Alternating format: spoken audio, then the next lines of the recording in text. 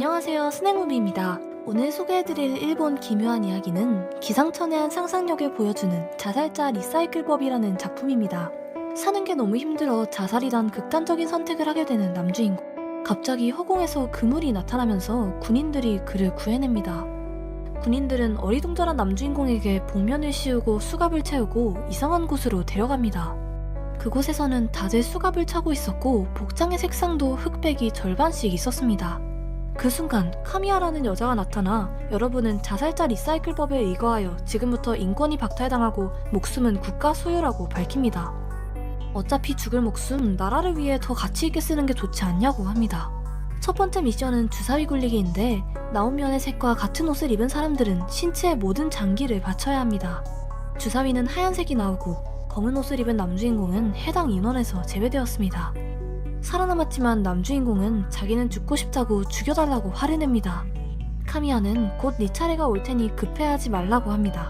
얼마 후 바로 두 번째 미션이 진행되는데 세 줄로 세워 줄마다 다른 약을 나눠주면서 마시라고 합니다.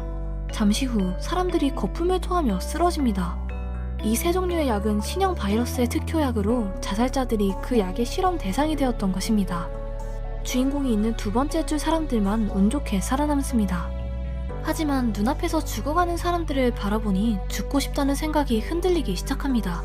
세 번째 임무는 버스 납치 사건 중 인질들을 대신해 버스 안에 교체 인질로 투입되는 것입니다.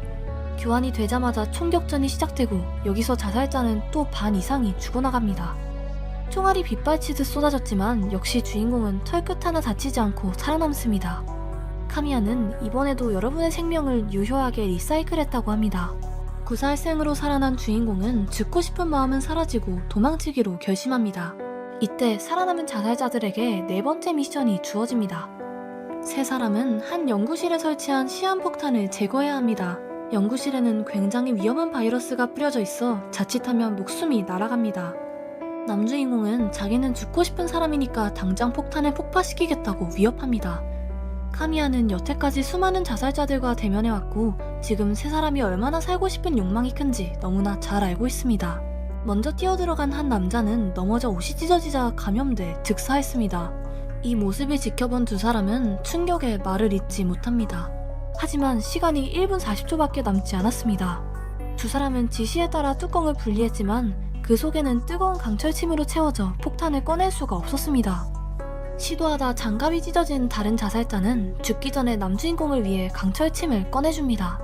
남주인공은 정확하게 폭탄을 해체하고 유일한 생존자로 남았습니다. 그는 손에 든 바이러스로 군인들을 위협하여 그곳을 도망쳐 나옵니다. 남주인공은 이토록 살고 싶었던 적이 없었고 미친 듯이 달립니다. 그런데 문을 열어 나가니 옥상이었고 너무 빠른 속도로 달리다 보니 멈추지 못하고 그대로 추락합니다. 남주인공은 또다시 그물에 잡혀 그 이상한 곳으로 데려가집니다. 멘붕 상태에 빠진 남주인공은 살고 싶다고 외치면서 엔딩을 맺습니다.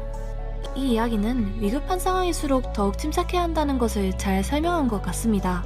급할수록 일을 그르치게 되니까요. 그리고 아무리 삶이 힘들고 고달파도 사람만 있으면 언젠가 좋은 일이 생길 수도 있지 않을까요?